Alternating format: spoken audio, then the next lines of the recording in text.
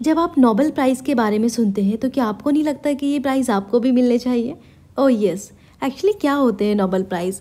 A gold plated green gold medal, ये कुछ alphabets में लिखा है, कुछ न्यूमरल्स में लिखा है यहाँ पर।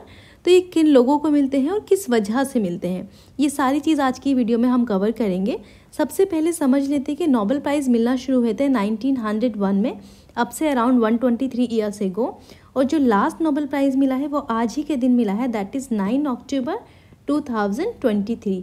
तो ये किन को मिला है? एक प्रोफेसर है हार्वर्ड यूनिवर्सिटी की जिनका नाम है क्लॉडिया गोल्डिन। इनको नोबेल प्राइज़ इकोनॉमिक्स में मिला है। तो सबसे पहले हम ये देखेंगे कि नोबेल प्राइज़ 5 नोबेल प्राइज़ होते थे लेकिन अभी 6 होते हैं, क्योंकि इसमें इकोनॉमिक्स का नोबेल प्राइज़ भी ऐड हो गया है according to the central bank of Swedish.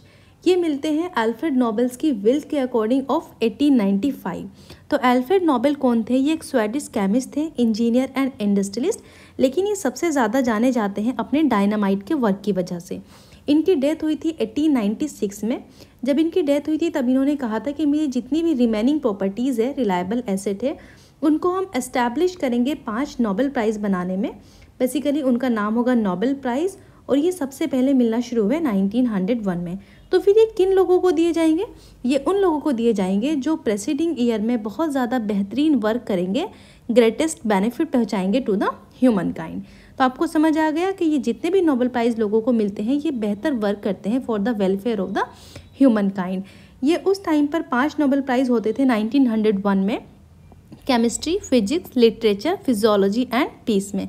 लेकिन उसके बाद से इकोनॉमिक्स का नोबेल प्राइज़ भी ऐड हुआ after the 1968 by the Sweden central bank. और ये Nobel prize basically in the memory of the Alfred Nobel के ही वजह से हुआ बाय द नोबेल फाउंडेशन। तो ये प्रेजेंट कौन करता है ये नोबेल प्राइज़? सबसे पहले हम इसकी पिक्चर देख लेते हैं। यहाँ पे क्या क्या लिखा हुआ है। ALFR नोबेल, ये इनका नाम है जो रिप्रेजेंट करता है अल्फ्रेड नोबेल को।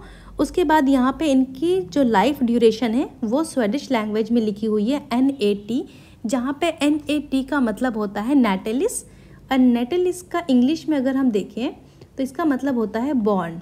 तो ये बॉर्न कब हुए थे? ये आपका रोमन न्यूमरल्स है, इसके अकॉर्डिंग 1833 में ये बॉर्न हुए थे। देन OB का मतलब होता है ऑबिटस, जिसका इंग्लिश में मीनिंग होता है डाइड। तो ये डेट हुए थे अकॉर्डिंग टू दिस न्यूमरल 1896 में।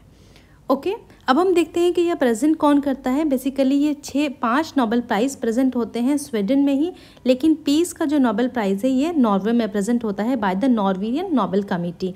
फिजिक्स, केमिस्ट्री, इकोनॉमिक्स का royal Swedish academy of science, Stockholm, Sweden. Physiology का नोबेल असेंबली, ये भी आपका स्वीडन में ही। एंड लिटरेचर का भी स्वीडिश एकेडमी स्वीडन में।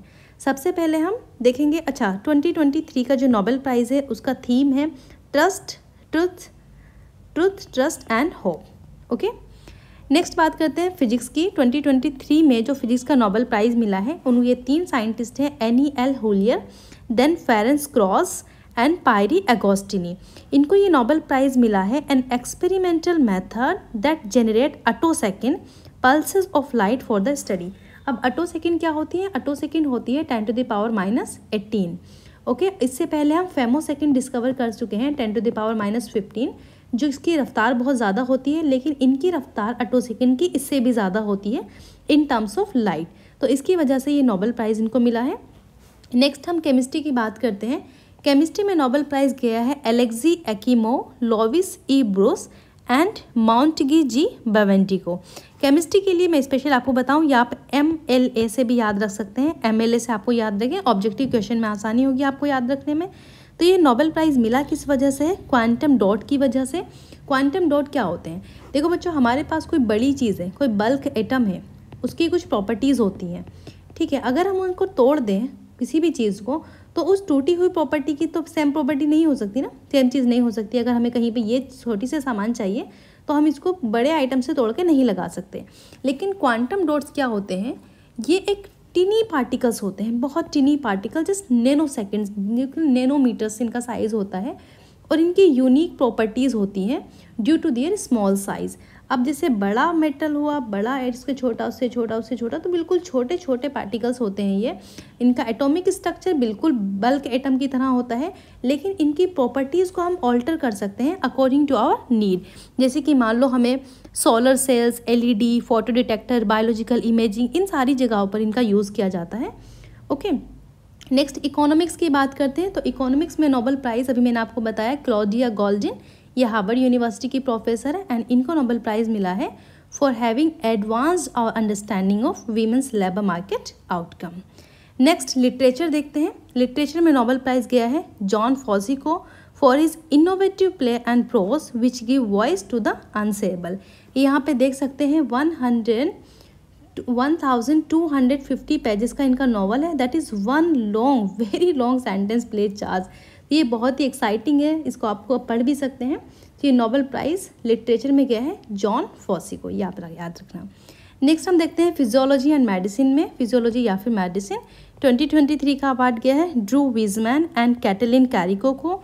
इन्होंने डिस्कवरी की है nucleosides based modification that enable the development of effective mRNA vaccine against Covid, जिसकी हमने अभी कोविड के टाइम पे बात सुनी थी, फाइजर वैक्सीन की, मॉडर्ना वैक्सीन की, ये उसी से रिलेटेड। बेसिकली हम जानते हैं ना हमारा जो कोरोना वायरस था उसके ऊपर इस तरह की कुछ स्पाइक्स थी, तो उन स्पाइक्स की वजह के ही अगेंस्ट हम वैक्सीन बनाते हैं। तो वो वैक्सीन किस तरीके से एंटर करती है ह्यूमन सेल्स में, तो ये mRNA वैक्सीन से जो ह्यूमन सेल में एंटर करती हैं, जिससे रिलेटेड ये नोबेल प्राइज़ इनको गया है।